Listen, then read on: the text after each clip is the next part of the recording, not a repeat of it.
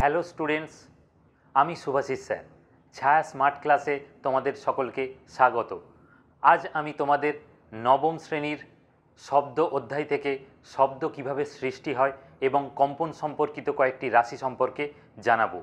আর এই অধ্যায়টি তোমরা পেয়ে যাবে ছায়া নবম ভৌতবিজ্ঞান ও পরিবেশ এবং ভৌতবিজ্ঞান ও পরিবেশ শিক্ষক এই বই দুটিতে। আর শব্দ একটি গুরুত্বপূর্ণ অধ্যায়। শব্দ অধ্যায়ে তোমরা অনেক নতুন নতুন টার্মের সাথে পরিচিত হবে, আর নতুন টার্ম মানেই মনে একটা ভয় সঞ্চার করে। আশা করি আজকের এই ভিডিও তোমাদের সেই ভয় দূর করে দেবে। চলো তাহলে এবার চলে যাওয়া যাক মূল বিষয়বস্তুতে। এখন আমরা আলোচনা করব শব্দ কিভাবে উৎপন্ন হয়। আমরা সকাল থেকে রাত পর্যন্ত অনেক ধরনের শব্দ শুনতে পাই। কথা বলার শব্দ, হাসির শব্দ, কান্নার শব্দ, যানবাহনের শব্দ, বোমা ফাটার শব্দ, গুলির শব্দ, নানা ধরনের শব্দ শুনতে পাই। এখন এই সব শব্দগুলো কিভাবে সৃষ্টি হচ্ছে, এটা আমাদের মনে একটা প্রশ্ন জাগে। আমরা একটা পরীক্ষা করি। স্কুলে তোমাদের এরকম একটা ঘন্টা দেখে থাকবে। এখন শিক্ষক মহাশয়ের অনুমতি নিয়ে এই ঘন্টাকে কাঠের হাতুড়ি দিয়ে আঘাত করলে জোরালো একটা ধাতব শব্দ উৎপন্ন হবে। কিছুক্ষণ পর ওই ঘন্টাতে হাত দিয়ে ওটাকে থামিয়ে দাও, তুমি কি দেখবে? হাতে একটা কম্পন অনুভব করছো, মানে ঘন্টাটা কাঁপছিল, হাত দিতে থেমে গেল। আবার একটা বাটিতে জল নেওয়া হয়েছে, একটা লাঠি দিয়ে এই পাত্রটাকে আঘাত করা হলো, কি দেখতে পাবো আমরা? জলটা কাঁপছে। এইবার আমরা এরকম ওয়াইয়ের মতো একটা জিনিসের সঙ্গে পরিচিত হব, যেটাকে বলে সুরশলাকা। এটা কি? এটা একটা ধাতব জিনিস। এর এই দুটোকে বাহু বলে। এখানে রাবার বা কাঠের হাতুড়ি দিয়ে কোনো একটা বাহুতে আঘাত করলে একটা তীক্ষ্ণ শব্দ আমরা শুনতে পাই। এখন এরকমই আঘাত করা হলো। আঘাত করার পর একটা সোলার বলকে আমি এইখান থেকে ওর গায়ে ঠিক লাগিয়ে ঝুলিয়ে দিলাম, কি দেখতে পাবো? না, বলটা কিছুক্ষণ পর ছিটকে এদিকে সরে চলে যাচ্ছে, আবার গায়ে আসছে, আবার ছিটকে চলে যাচ্ছে। এখান থেকে আমরা কি বুঝতে পারছি? আর তো কোনো কিছু এখানে ঘটেনি। আমরা একটা শব্দ শুনতে পেয়েছি। আর কি ঘটেছে? যে এই সুরশলাকার বাহু কম্পন হচ্ছে। কম্পন মানে কি? কাঁপছে। এটাকে ফিজিক্সের ভাষায় বলছে কম্পন। অর্থাৎ শব্দ সৃষ্টি হতে গেলে কোনো একটা উৎসের কম্পন দরকার। কম্পন ছাড়া আমরা সেই শব্দকে শুনতে পাবো না কখনোই। তাহলে আমরা এখান থেকে কি বলতে পারি? কম্পনশীল বস্তু থেকেই শব্দ উৎপন্ন হয়। তাহলে যে কোনো ধরনের কম্পন থেকে কি আমরা শব্দ শুনতে পাবো? ধরে নিচ্ছি এই পেনটা কাঁপছে, আমরা কোনো শব্দ শুনতে পেলাম না। এখন কোন কম্পনের শব্দ শুনতে পাবো আর কোনটা পাবো না, এটা নিয়ে আমরা আবার পরে অন্য ভিডিওতে আলোচনা করব ডিটেলসে। কোনো কম্পনশীল বস্তু থেকে শব্দ উৎপন্ন হয়। এবার আমরা এখানে দেখি কিছু বাদ্যযন্ত্রের ছবি। কি দেখতে পাচ্ছি? ভায়োলিন, বাঁশি, তবলা। এখন এই বাদ্যযন্ত্র থেকে বিভিন্ন ধরনের শব্দ আমরা শুনতে পাই, তাহলে নিশ্চয়ই বাদ্যযন্ত্রের কোনো না কোনো অংশ কম্পন হয়। কোন অংশ কম্পন হয়? ভায়োলিনে কি হয়? তার থাকে কিছু, সেই তারকে এই ছড় দিয়ে ঘষা হয়, ঘষার ফলে সেই যে তারে কম্পন হয় সেই কম্পনের শব্দ আমরা শুনতে পাই। তবলাতে কি থাকে? চামড়ার পাতলা পর্দা থাকে, সেই পর্দার কম্পনের ফলে আমরা তবলার শব্দ শুনতে পাই। এখন বাঁশিতে কোনো তার বা পর্দা থাকে না। মনে প্রশ্ন আসতে পারে, তাহলে বাঁশিতে কি কম্পিত হচ্ছে বা বাঁশির শব্দ আমরা কোত্থেকে শুনতে পাচ্ছি? বাঁশি সাধারণত ফাঁপা চোঙাকার হয়। এখন ওর ভেতরে কি রয়েছে? বায়ু রয়েছে। তাহলে বাঁশিতে যখন ফুঁ দেওয়া হচ্ছে, ভেতরে যে বায়ুস্তম্ভ রয়েছে সেই বায়ুস্তম্ভের কম্পনের ফলে আমরা বাঁশির শব্দ শুনতে পাচ্ছি। এবার আমাদের মনে প্রশ্ন জাগবে, আমরা যে কথা বলছি সেই কথার শব্দ কিভাবে সৃষ্টি হচ্ছে, মানুষের কণ্ঠস্বর কিভাবে নির্গমন হচ্ছে। তার আগে আমরা একটা হাতে কলমে পরীক্ষা করে নেব। আমি দুটো কাগজ নিয়েছি, দুটো কাগজকে টান টান করে ধরেছি একসঙ্গে। এইবার ঠিক দুটো কাগজের মাঝখানে আমি খুব জোরে ফুঁ দিচ্ছি।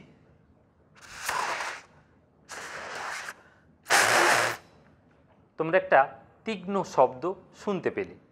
আরও জোরে ফুঁ দিলে জোরে শব্দ শুনতে পাবে, আস্তে দিলে আস্তে শুনতে পাবে। আবার যদি কাগজের টানের পরিবর্তন করি, কম বেশি করি, তাহলে শব্দের ধরনটাও বদলে যাবে। এই জিনিসই ঘটছে আমাদের কণ্ঠস্বর নির্গমনের ক্ষেত্রে। কি হচ্ছে? আমরা যখন কথা বলছি তখন আমাদের মুখ দিয়ে বাতাস বেরোচ্ছে। সেই বাতাস কোত্থেকে আসছে? সেই বাতাস আসছে আমাদের ফুসফুস থেকে। এখানে রয়েছে শ্বাসনালী, ফুসফুস থেকে বাতাস শ্বাসনালীর মধ্যে এলো। শ্বাসনালীর এই অংশে গলার কাছে রয়েছে আমাদের স্বরযন্ত্র। স্বরযন্ত্রে স্বরতন্ত্রী বলে দুটি পর্দার মতো অংশবিশেষ রয়েছে।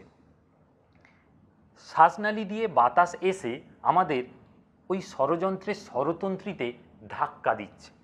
ধাক্কা দিলে কি হবে?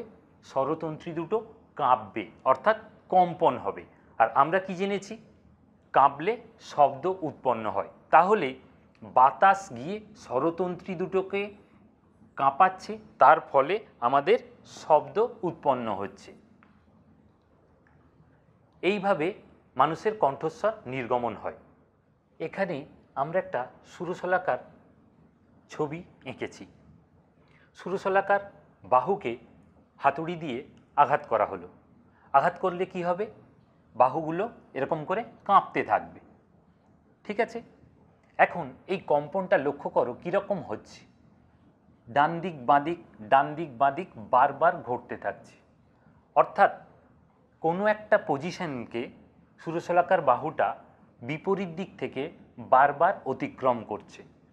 এই যে গতি, এই ধরনের গতিকেই আমরা কম্পন বা দোলন বলবো।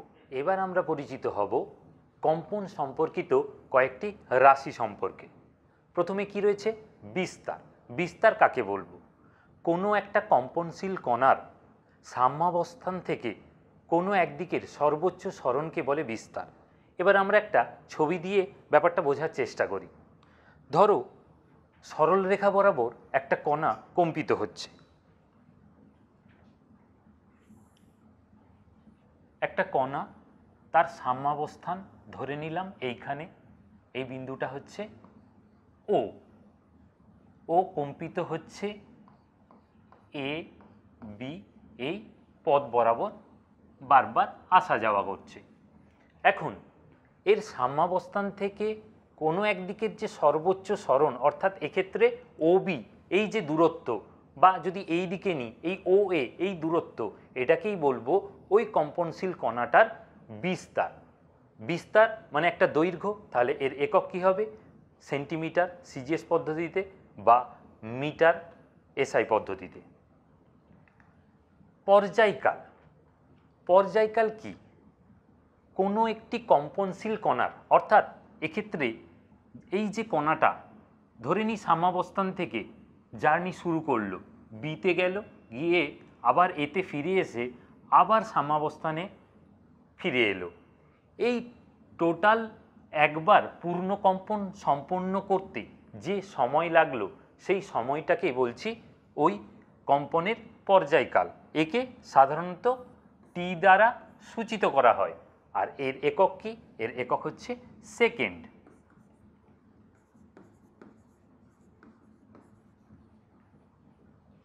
এবার জানবো আমরা কম্পাঙ্ক সম্বন্ধে। কম্পাঙ্ক কি? কম্পাঙ্ক আর কিছুই না, এই কণাটা 1 সেকেন্ডে যতবার পূর্ণকম্পন সম্পন্ন করে। অর্থাৎ কি? কম্পাঙ্ককে সাধারণত এন দ্বারা সূচিত করা হয়। আমরা পর্যায়কাল কি বলেছিলাম? যে একবার পূর্ণকম্পন সম্পন্ন করতে যে সময় লাগবে সেটা পর্যায়কাল। আর কম্পাঙ্ক বলছে 1 সেকেন্ডে ও যতবার পূর্ণকম্পন সম্পন্ন করতে পারবে সেটা ওর কম্পাঙ্ক। তাহলে পর্যায়কাল আর কম্পাঙ্কের মধ্যে একটা রিলেশন রয়েছে, আমরা দেখে নেব সেই রিলেশনটা কি। আমরা পর্যায়কাল কি জানলাম? না, টি সেকেন্ডে ও একবার পূর্ণকম্পন সম্পন্ন করছে, অর্থাৎ টি সেকেন্ড সময়ে একবার পূর্ণকম্পন সম্পন্ন করছে। তাহলে 1 সেকেন্ড সময়ে কতবার পূর্ণকম্পন সম্পন্ন করবে? 1/t।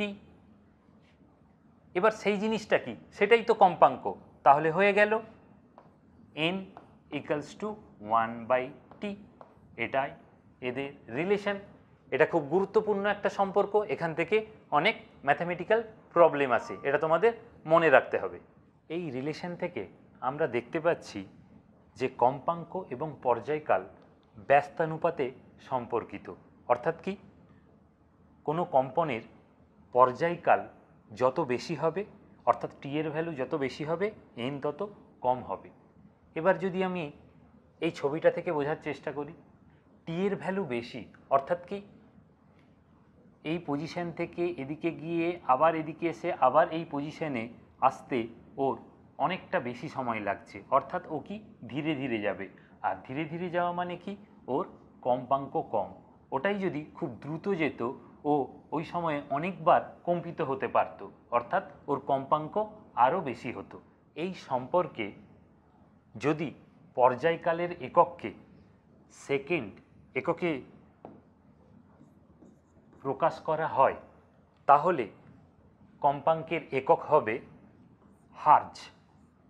একে ক্যাপিটাল এইচ স্মল জেড দ্বারা সূচিত করা হয়। এটা কিন্তু মনে রাখতে হবে, পর্যায়কালের একক সেকেন্ডে প্রকাশ করলে তবেই আমি কম্পাঙ্কের একক হার্জে পাব। এইবার এই সম্পর্ক থেকে আমি একটা প্রবলেম তোমাদের দেখাচ্ছি। কি আছে প্রবলেমটা? পর্যায়কাল 0.2 সেকেন্ড হলে কম্পাঙ্ক হবে, 4টে অপশন রয়েছে, কোনটা সঠিক অপশন? ঠিক আছে, তাহলে আমরা একটু করি। আমরা রিলেশনটা কি জানি? n = 1/t। এক্ষেত্রে পর্যায়কাল 0.2 সেকেন্ড বলেছে, তাহলে আমি এর ভ্যালু বসাচ্ছি 1/0.2 কত হবে? 10/2 = 5। আর আমরা কি জানলাম? পর্যায়কালের একক যদি সেকেন্ডে প্রকাশ করি তাহলে কম্পাঙ্কের একক হবে হার্জ, অর্থাৎ এই জেড। তাহলে কোন অপশানটি সঠিক? অপশান বি সঠিক। এক্ষেত্রে দুটো টার্মের সঙ্গে তোমরা পরিচিত হলে, একটা হচ্ছে দোলন, একটা হচ্ছে কম্পন। এখন তোমাদের মনে এটা নিয়ে একটা কনফিউশন জাগে যে দোলন কি আর কম্পন কি। ফিজিক্সের ভাষায় দুটো একই ব্যাপার। এই টার্মটা আমরা সাধারণত ব্যবহার করি কম্পাঙ্কের ওপর নির্ভর করে। কম্পাঙ্ক এন এর ভ্যালু যদি একটু বেশির দিকে হয়, অর্থাৎ খুব যদি কোনো বস্তু খুব দ্রুত কাঁপছে, তাহলে সেই গতিকে আমরা বলি কম্পন। আর যদি এনের ভ্যালু খুব কম হয়, অর্থাৎ ধীরে ধীরে কাঁপছে, তাহলে ধরো পেন্ডুলাম দুলছে, এই ক্ষেত্রে আমরা পেন্ডুলামের কম্পন এই কথাটা ব্যবহার করি না, পেন্ডুলামের দোলন ব্যবহার করি। অর্থাৎ এনের ভ্যালু কম হলে সেক্ষেত্রে আমরা দোলন টার্মটা ব্যবহার করে থাকি, না হলে ফিজিক্সের ভাষায় কম্পন আর দোলন একই জিনিস। আজকের আলোচনা এখানেই শেষ করছি। ভৌতবিজ্ঞানের অন্যান্য বিষয়গুলির ওপর ভিডিও পেতে ছায়ার ইউটিউব চ্যানেলটি সাবস্ক্রাইব করো। আজকে আমার ভিডিও ভালো লেগে থাকলে লাইক, শেয়ার ও কমেন্ট করো। আর নতুন ভিডিও নোটিফিকেশান পেতে বেল আইকন ক্লিক করো। ভালো থেকো, সুস্থ থেকো।